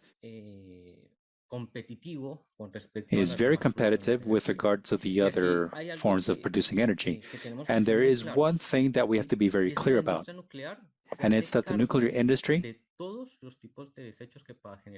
covers all kinds of waste that may generate. And there's one thing that you cannot compare elsewhere, and it's that the nuclear industry 50 or 60 years ago is quite different from the industry today. Why? Because there's something really great about nuclear energy, and it's that it learns from prior accidents and errors. So we cannot compare a nuclear plant such as Chernobyl with a fourth or third generation plant today. The likelihood of a power plant or nuclear power plant have the same issue that Chernobyl had today is practically null, because in the nuclear industry there is a concept of a life philosophy, an in-depth concept of defense, saying that any likely event that a nuclear plant might have has been widely studied and widely addressed if they were to happen. So as far as costs, it's very competitive, and no other industry that generates energy is as committed to the useful life of a plant as the nuclear is. That has to be clear. And all the costs have been considered from the very moment of design. And for us to have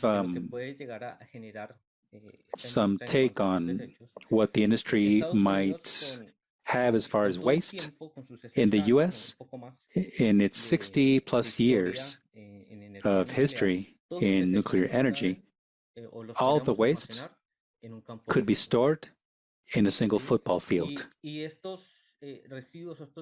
And this waste has to be handled carefully, because in the nuclear industry, it innovates, and the waste from the energy cycle, once it is processed, can actually be reprocessed and reused. So thanks to this broad spectrum of nuclear energy, that waste from a reactor using enriched uranium can be used as fuel in a reactor in Argentina using natural uranium. That waste from the Argentinian reactor can be reprocessed and used in a fast reactor. And there are also other technologies that allow for managing the waste properly. Why? Because there's a very great phenomenon that happens in nuclear energy, and it's neutronic transmutation. So if, for example, I were to radiate waste and change it isotopically, and instead of having the need to store it for hundreds of years, by changing it isotopically, what I achieve there is change the amount of time needed for storage and treat it as regular waste. So as far as costs, I think nuclear energy has really closed the case as far as what it needs to be competitive. Thank you very much. Mr. Javier Martínez. Creo que sí me están escuchando. Sí, creo que sí me están escuchando. Ya, quisiera, siguiendo tu intervención y following your también presentation muchos de los comentarios que están en and el many chat, of the comments here in the chat, transmitirle una pregunta I would like to share a question to ya que Alexander, ustedes en su grupo de investigaciones han because in trabajado your específicamente research cierres team de are plantas working nucleares. on closing nuclear plants. Existe en la actualidad una gran Currently, incertidumbre sobre la there's an cantidad uncertainty regarding the de amount residuos of que genera waste también generated la energía eólica, la energía by fotovoltaica y la eolic manera energy, photovoltaic de energy, manejar estos and the way residuos. to manage these waste. Digamos que Let's es say una realidad that que cualquier it's a tecnología reality that any en términos de technology energías limpias, y por eso in también clean energies, hicimos speaking about clean estos energies, diálogos, it's going to generate some waste which make it not completely clean. Let's say in the process of generating energy, there's not high emissions. In the process, in the supply chain of implementation, or when the closing of these infrastructures are being done. So at the end, leads us to a question, how clean are these technologies? Could you talk about, maybe compare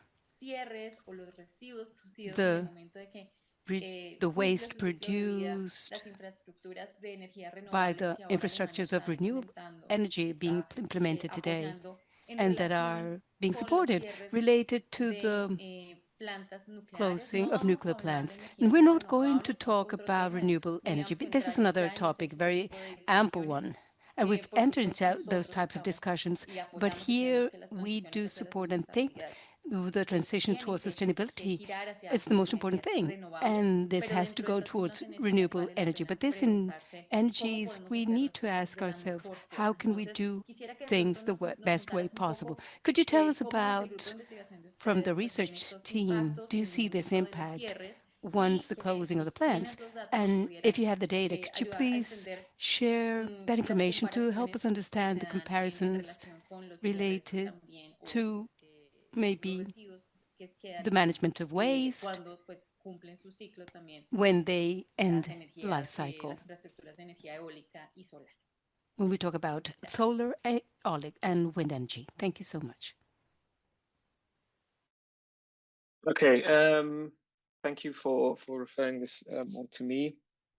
In the interest of time, I'll try to keep my answer short, but before I speak on sustainability or the comparison of other energy technologies, I think I have to address some of the claims that that Javier made, especially regarding the cost. I also followed the discussion in the chat, and the cost data that was mentioned there, especially for SMRs, relates to projected assumed costs and so on. So there is a discrepancy between projections, assumptions, and the actual reality of cost in all of these projects.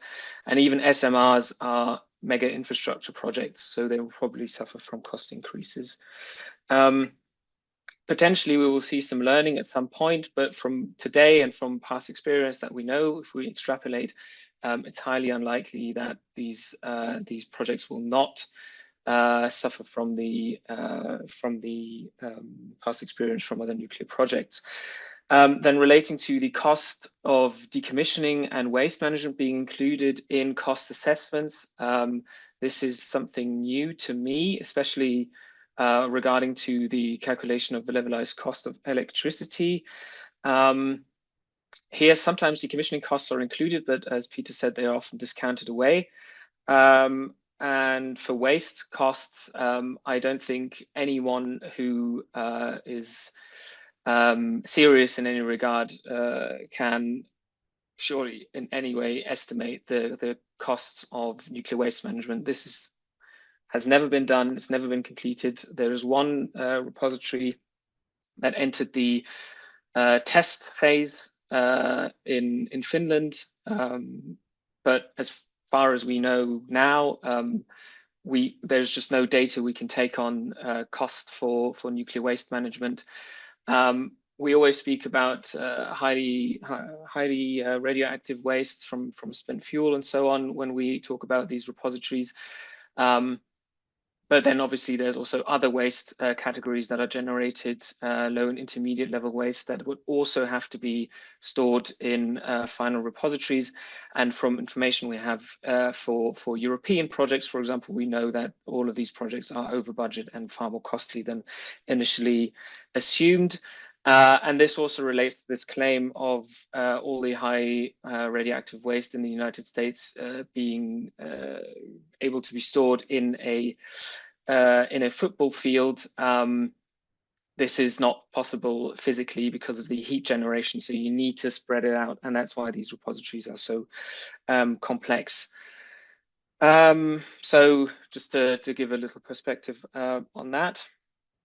And then regarding the total cost against renewables, what should I, as a policymaker, decide? Should I implement renewables with storage or nuclear power? It might be interesting to consider the concept of opportunity costs.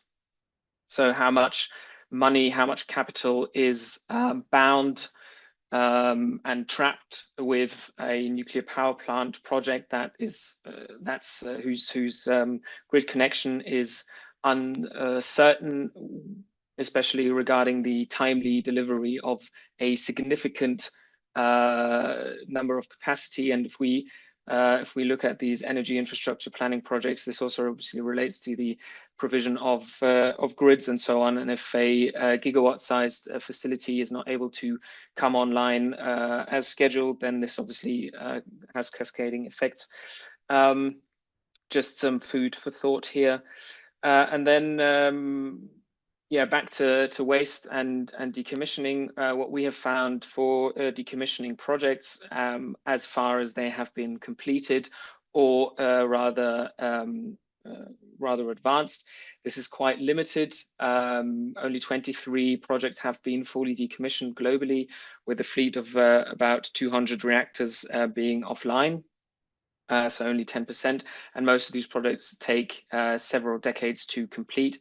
And what we have found is that most of these projects are similar to the construction phase, delayed, and there are cost overruns as well. We might see some changes here as the industry adapts to fleet models. We see this in the United States.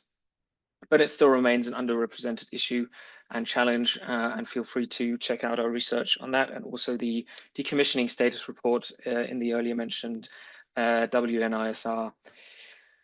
And then finally, Nataly, to your question on the question of sustainability and wastes, I think this is probably a question that is too complex to answer in this regard. But here we also have to just compare or make comparisons, and maybe choose the least worst option, and essentially choose technologies that are available today and that can be deployed in a vast with which there's an industry that is able to deploy significant capacities in a decent timely fashion. And then perhaps my final point, and this is something that we also researched, is that regarding sustainability, this is often limited to carbon emissions. So something that is low carbon is also sustainable. And perhaps we should rethink this definition regarding other emissions such as heat, but then also water usage, and obviously regarding nuclear, also the emission from radioactive materials, be this during the operation or the uranium mining, or then during the waste. And we researched the disappearance of radioactive waste challenges from sustainability concepts from the United Nations, so from the Agenda 21 in 1991, where they still included radioactive waste as a challenge for sustainability over the Millennium Development Goals, and now to the SDGs, where radiation and other topics are completely excluded. Yeah, perhaps that's all from my side. I think Peter also raised his hand earlier, so I'll pass on to him if he wants to. Sí, sí, por supuesto, gracias. Peter, sobre todo me gustaría que por favor nos amplíes algo que escribiste en el chat.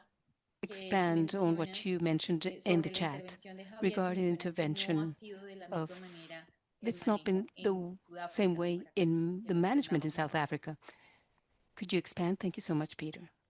Yeah, so a lot of things to respond to there, and I'd just like to express my appreciation of the doctor who was just speaking, and this kind of academic looking, objective looking at the things is so valuable. So thank you for presenting the way you have.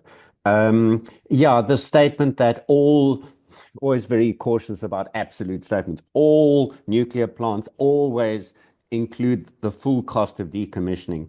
That's just nonsense. Koeberg in South Africa was built without any kind of costing of the final waste disposal. And at the moment, Eskom is 400 billion rand in debt. It's about 20 rand to a dollar, the exchange rate. And part of their long-term liability is decommissioning the plant. So it's going to have to be covered by the government and the taxpayer. So it's just blatantly false saying that all nuclear plants always include that. A couple of other things. There was some comment about the plant in South America was delayed because of political issues. So what? Why does it matter what delayed it? The point is these plants get delayed. Whether it's a referendum, political changes, then that means they're risky. I don't understand why it said, oh, it's just a political reason, as if that makes it unimportant. Please, can we stop using China as an example? And I did make the point before, there's no transparency in China. The government lies continuously. Anyone who criticizes the government is put in re-education camps or disappears. It's nonsensical to say China's government said this plant got built quickly. Or this is how much it costs to actually produce the electricity. There's also no independent environmental regulatory authority and no independent nuclear safety authority in China because of the same reason I've just mentioned. So please, can we just drop China as an example? Take it off your graphs about what things cost. It's also interesting to hear the same old lines come up. And the previous speaker did a very good job of dismantling this one. I've heard it so often. All the nuclear waste can fit on a football field. Unfortunately, if you did that, the neutron flux and the heat generated would cause it all to melt and possibly a criticality. So that is one of the deceptive tricks of nuclear lobbyists, to say, if you put it on a football field, it would fit. No, it wouldn't. It would cause an absolute environmental, a massive disaster bigger than anything we've ever seen before.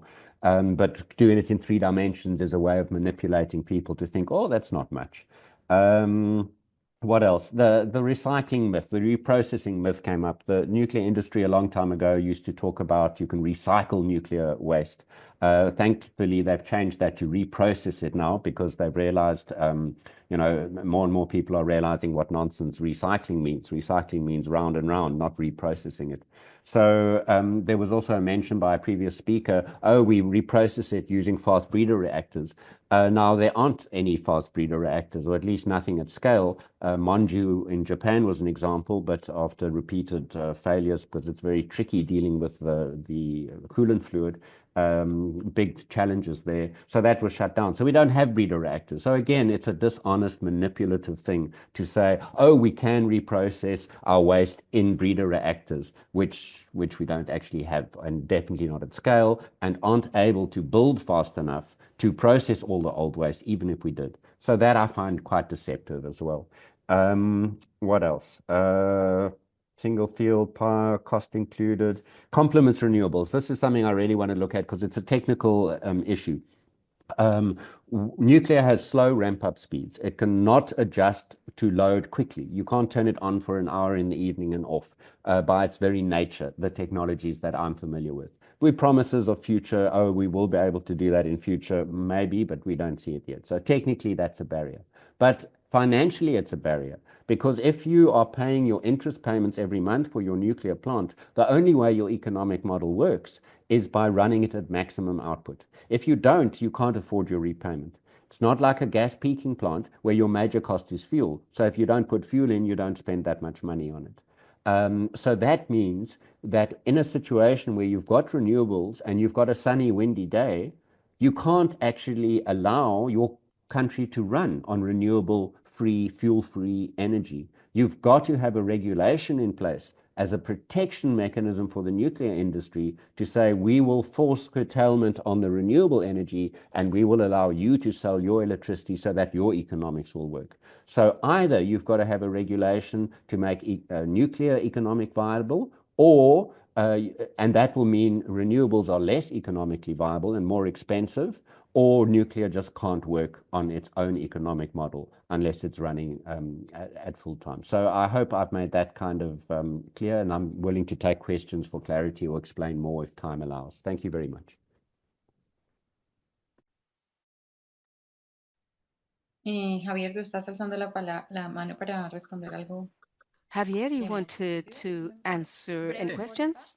Sí, sí, sí, muy breve. Bueno, yes, the analogy of storing or radioactive waste that United States has produced will be able to be in a soccer field. This was not very clear, but I'm just going to give another example.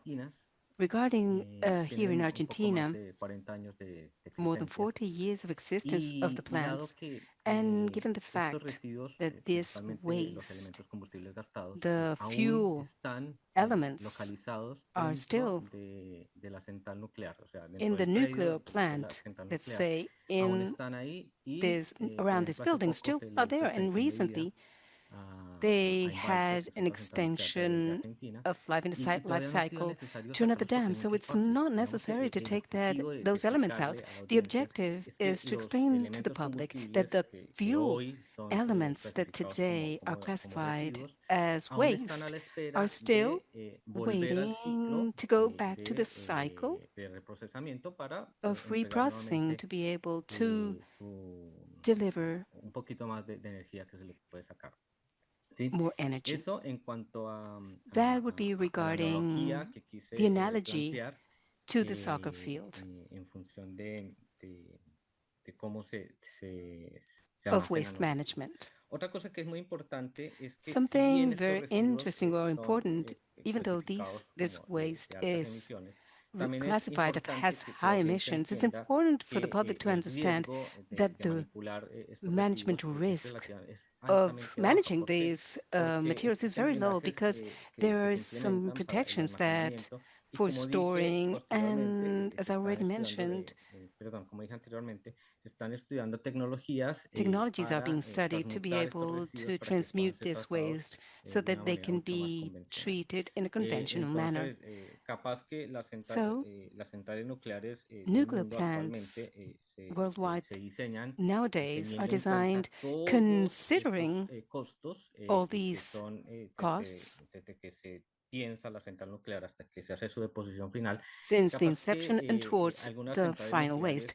Maybe some nuclear plants that are very old did not consider this aspect, but the cost, the production of these nuclear plants enables us to do two very important things. And I want you to understand what a nuclear plant generates is really helps to save for life extension in maybe. So this one is Atucha one, because and where did Atucha receive the money to extend the life? From the savings that the plant generates. And also these plants that did not think about the final waste management, they're saving because it's a guideline, it's a recommendation. And this is being supported by what it generates. And the new nuclear plants do not consider this from the inception. Thank you so much, Javier. Fortunately, we do not have much more time. So the most important thing about this dialogue, we're not discussing, we're having a dialogue. But the need to put these topics in the public debate, we need to have these dialogues on technologies of clean energy, on what are the policies that we need to support, to review what has happened in other countries, and to see what has been the final conclusions and advancements to be able to make our conclusions. Like, for example, the countries in Latin America and South Africa that are still on the defining if yes or not to use these nuclear plants. So we have a lot of questions here on the chat. Unfortunately, we were not able to answer all of them, but you've had the opportunity to exchange ideas, data regarding the different questions around nuclear energy. I think we need to conclude that what to do or not to do, and we need to continue gathering information of the SMRs, the reactors, the small modular reactors, what are the fourth generation reactors, and to review really if we can trust on nuclear technology, as well as we've done with other technologies, when we say that have advanced in a good manner and that have really been able to reduce the mistakes that we had in the past. So this is something that we need to review. This is our responsibility as citizens. And obviously from the states to collect that information. It's important to compare the emissions, not only the emissions, but also the costs that nuclear technology has compared to other technologies, not only in the process of production of energy, but also in all the value chain, and also to review that all the technologies are going to have, apart from the cost, will face different challenges, social, environmental challenges, and we need to tackle these aspects because you already mentioned that we cannot simply reduce to the amount of deaths because there's a concept that in which we work here in the Universidad Nacional. It's called environmental suffering. That the communities feel not only the amount of deaths, but also the suffering. We need to review all of these challenges that the communities face during the development of one technology or another. This is something that we've had to suffer in Latin America too. So it's important to review what's going to happen. So in conclusion, yes, from TRAJECTS, what we can say is that for us, is that we need a diversified electrical grid in all the territories to be able to maintain environmental sustainability. We cannot stay with just one type of energy. This is why it's important to have this conversation on what would be the best technologies to be applied and in what percentage. So I would like to invite you next month, on the last Friday of September, we will have a dialogue on energy, just energy transitions regarding clean energy. We're going to talk about biogas and its possibilities. And in October, we will talk about rare energies that are very important for this debate, like geothermic, also hydrogen, and others. So I would like to thank you, and thank you for being here with us, and I would like to send you greetings to all participants, our panel members, Javier, Peter, Alexander, and their different organizations. And thank you so much. Thank you to Interpreting Colombia for the support in interpretation. Thank you so much. Muchas gracias, Nataly. No, thank you. Bye-bye. Thank you. Bye-bye. Thank you, everyone. Thank you, Nataly. Thank you, Dr. Wimmers. Thank you for all the information and for organizing this and inviting me. Thank you. Yes, thanks again. I hope I was an adequate substitute for Fanny. I'm sure she'll be happy to join next time. See you soon, and have a great day and weekend. Bye.